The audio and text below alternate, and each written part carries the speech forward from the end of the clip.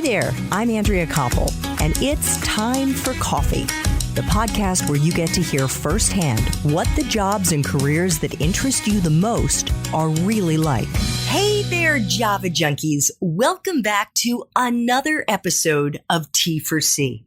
If you're interested in international affairs or political science or both, then this is the episode for you because my next guest is the president and founder of a leading global political risk research and consulting firm and is a New York Times best-selling author of 9 books covering topics like America's role in the world, globalism, populism, and the free market. But before I introduce you to Dr. Ian Bremmer, I want to make sure you've signed up for the Java Junkies Journal. That's Time for Coffee's weekly newsletter that comes out on Mondays and gives you an exclusive window into the guests and the episodes we're going to be featuring that week. Just head over to the Time for Coffee website at time4coffee.org, and the sign-up box is right there.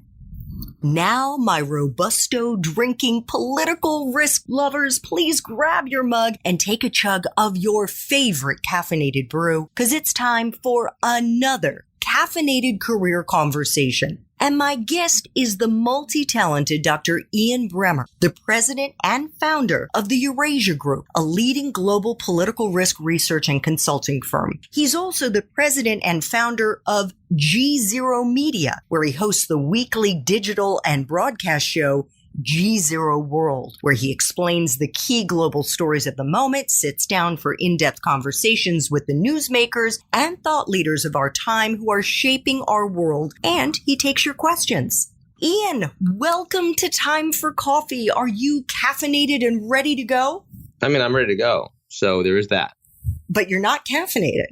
I'm not. It's early. So, just to let you know, I'm an early morning person. So if you want to know, my espresso shots tend to happen right before dinner so I don't fall asleep before dessert. That's the way it works. Is that right? So you don't drink it during the day? I don't know. If you actually see my routine in the morning, you realize it's okay just the way it is. People would probably want to kill me inside my organization if I had any further early morning energy. Okay. I was going to say you could also try more sleep. No, the sleep is good. The sleep is good. The sleep okay. is not a problem. For whatever reason, I kind of feel bad about this because you'd think that with the advances we've made in capitalist society, that we could be flexible enough to allow people to work the hours that they're most functional. Yes. And it would clearly make lives of human beings much, much better. But, like so many things, we're taking our time with that one. Yes, we are. Although when you work for yourself, you can set your own hours. When you have 200 people in your company, you realize very quickly that you work for them. You don't work for yourself. True. So let's dive into the 10 espresso shots. These are questions to help our young listeners learn how to break into the career, the profession of our guests, in this case, into international affairs, political science, political risk. What entry-level jobs, Ian, are available to young people who want to break into your field? Lots. And, frankly, that is a wonderful response because when I started this company, there weren't any.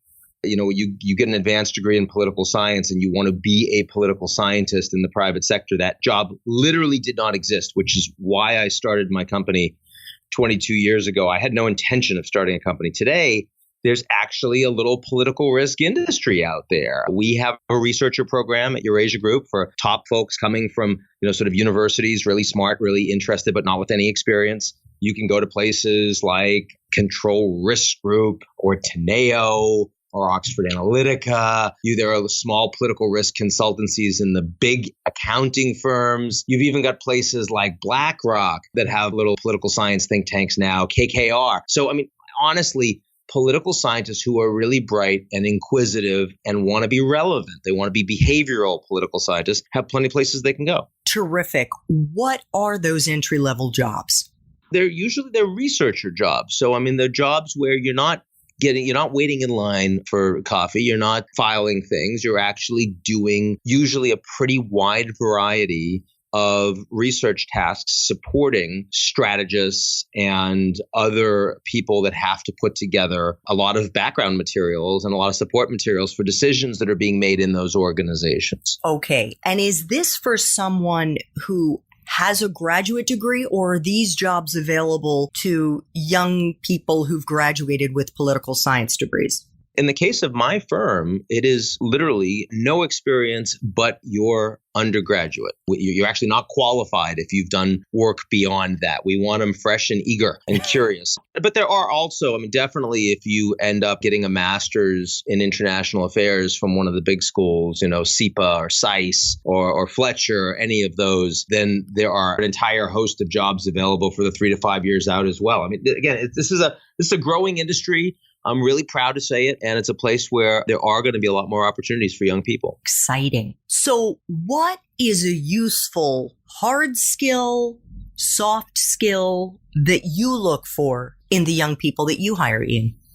Hard skill is understanding not just political science, but how it applies. So in other words, what are the kinds of things that businesses are interested in? What are the kinds of bits of political movements and decision-making that matters to a marketplace? Understanding timing, understanding the transactionalism of some of these decisions, very important, right? Those are hard skills that matter. You can't just be brilliant. You have to be relevant. Soft skills, couple. One is level of curiosity and ability to recognize when you might be wrong, how you might be wrong, how flexible you are intellectually to dissenting opinions, to people who have views that you don't necessarily agree with. Do you follow those people? Do you read with them? Do you respect? Really important soft skill. And not enough people have it.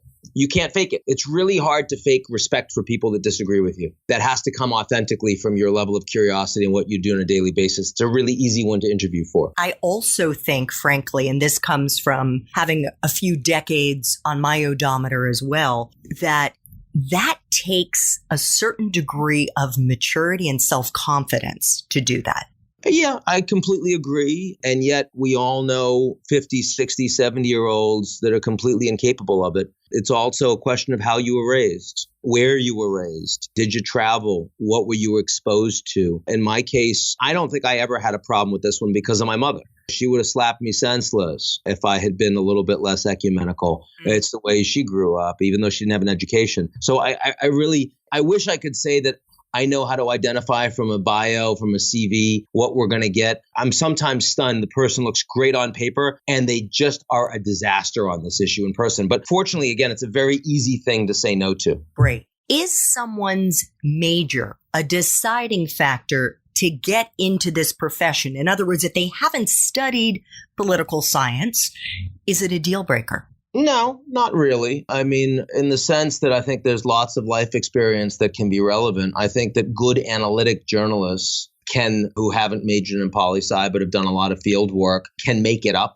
I think the thing about a political science background is it does help in terms of structure of your worldview. It helps you to do more comparative politics, understand that it's not all about one individual or one country, one decision-making process, helps you show that all politics around the world all do have some comparable factors that you need to be looking at. But I really don't think that you have to have gone through a full poli-sci program to be effective in the field. What about a graduate school degree? And this is less so for the entry level, more so for those who really want to make it maybe to the C-suite or just be senior in their positions.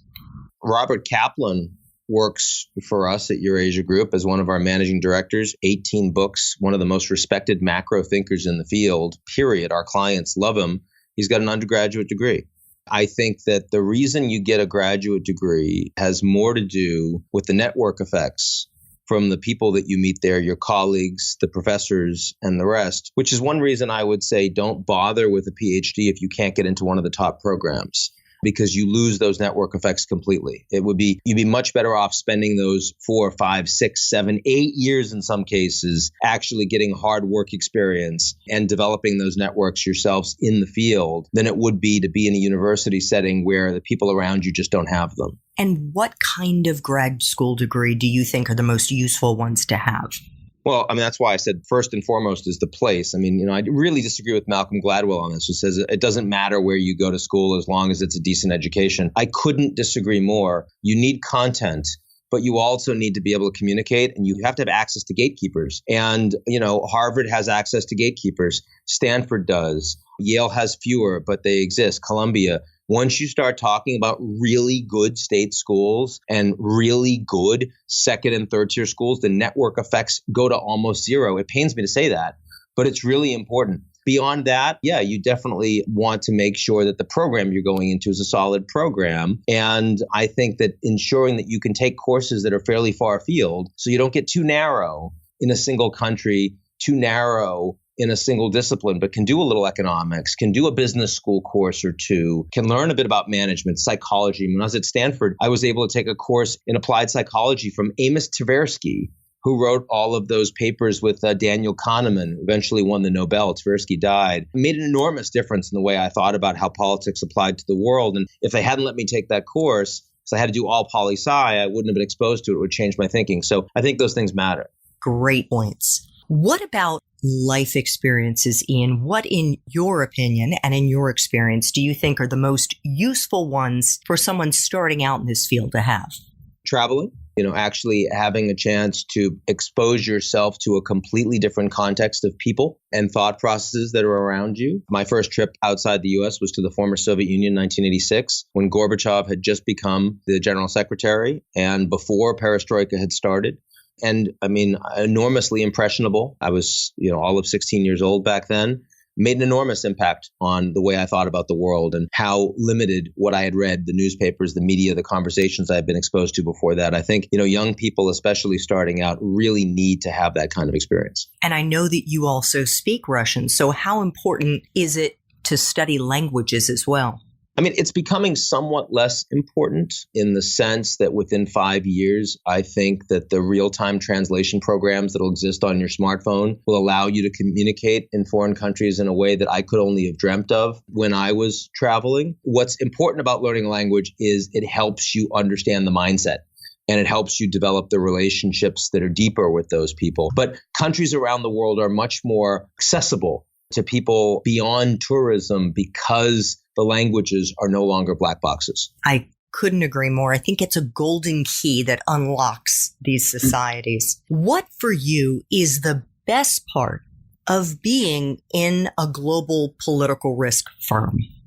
Trying to understand how the world works with fantastic, even unprecedented resources around me at a time when the world around us is unwinding, where everything is alliances, what kind of political, economic systems we have and value, the future of democracy. These things are all open to question now in a way that in the 80s and 90s they really weren't. And being in a position to actually not only opine, but have real expertise, kick the tires, meet the people making those decisions all over the world, and maybe even make a difference to some people. Couldn't imagine doing something that would be more fun and more engaging for me. What about the flip side, specifically with respect to your current job, which has been your job all along as the head and the president of the Eurasia Group? What is the aspect or the part of your current job that sucks the most? The travel. I mean, in order to understand the world, I have to be in those countries. And I don't actually deal with jet lag very well. Sitting on a plane for 18 hours to get to Singapore is bad for your body. You're very aware of it when you're doing it, but it's absolutely critical to what I do. I travel about half the time. And if it was up to me, if I could pick how much I'd like to travel, it'd be more like a quarter of the time. And there's really no way to do that and maintain my level of expertise without saying, no, I can't do it. But I mean, honestly, that's the only thing. There was a time when the firm was much smaller and I didn't have the money or the experience to hire people that could really manage the organization, that I was spending so much time getting sucked into day-to-day management that I was losing my edge analytically. And I thought about downsizing the firm as a consequence. But then we got big enough that I could start hiring people that could really manage. Now we have CEOs for all the companies, and it's so much better. That's no longer a complaint. But 10 years ago, that would have been my biggest complaint. Now it's the travel issue. Okay. Well, I actually think I have a solution for you on the jet lag side, but I can talk to you about that offline. Fair enough. What is the best career advice you've ever gotten, Ian? that when they say no, it's more about them than it is about you. I mean, most things you try, fail, that's fine. And, anything, if you're starting a business from scratch and you have no idea what you're doing, most things will fail.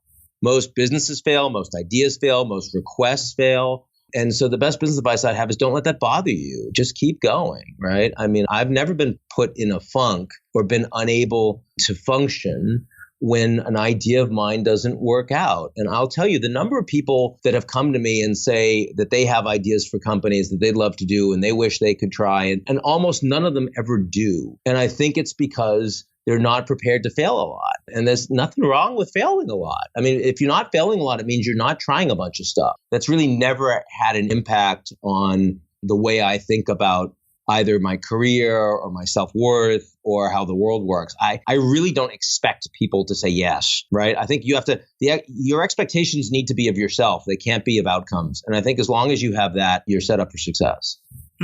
That is fantastic advice. And for our young listeners, if they want to learn more about Ian's current job and his career and his insights into the field itself, a field that he, in essence, as you heard, created, then check out the show notes for this episode to see if our main Time for Coffee interview has already dropped. So 2 final Time for Coffee questions. What movies, if any, or Netflix, Hulu, Amazon shows, or books, Ian, do you think accurately depict your profession? I thought that the beginning of Syriana was kind of interesting in this guy that was sort of in a political risk security sort of firm and was trying to understand what was happening on the ground in the Middle East. Matt Damon. I wouldn't say the entire film was in any way accurate. It quickly became a spy shoot 'em up thriller, but I like the way it was set up. And I wasn't surprised to find out that Kissinger and his firm had done some analysis and advice behind the scenes to those guys to help them make it more credible. I will tell you that though it's not in any way relevant to what we do, it's very relevant to thinking about some of the future outcomes that we're dealing with is Black Mirror, the show, and Super Sad True Love Story, the book by Steingart. And if you want to think about how political risk is starting to truly transform society, you need to push the envelope a bit about where it might be in 5 and 10 and 15 years. And those are the two creative outlets that I think are smartest about doing kind of near future, how politics might transform society in ways that are vastly greater than we see it affecting it today. Great. I will include both of those in our show notes. Final espresso shot. What would Java junkies be surprised to learn about your profession? Surprised. I guess they'd be surprised, and most of the people that are looking to pay for your advice really want to not have to change anything they're doing. Most are looking for validation, and it's surprisingly politicized. I mean, hedge fund owners who you would think are the most bloodless lot, the most transactional, just tell me, what the outcome is going to be to make the most money, turn out to be quite ideological. And they sometimes have massive political blind spots because they really prefer one political leader as opposed to another. I think that's a great space for our field to operate and make some hay. It is a little surprising, I think, to people first coming into it that actually there's a lot of politics among the people that would really benefit from not having that ideology blind them. Isn't that interesting? So there's politics within these firms, within these companies. Their worldviews. And there's no question that if you're running a hedge fund, you don't want tax on carried interest to go up. There's no question that, you're doing better under Republicans than you are under Democrats, for example. But that should not affect the way you invest in portfolios. You should be agnostic to that. And most of them aren't. And that's really interesting. Ian, thank you so much for making time for coffee with me and the Time for Coffee community. This was terrific. And I want our young listeners to know that they can watch you just about any time, right? On G0 Media. That's right. G0media.com. They should check it out. I'd love to see more of them. Thanks so much for listening to Time for Coffee, where the professionals in the jobs that most interest you always have time to grab coffee 24/7, no matter where you live. I have one quick favor to ask you. Remember to rate, review, and subscribe to Time for Coffee. Thanks so much.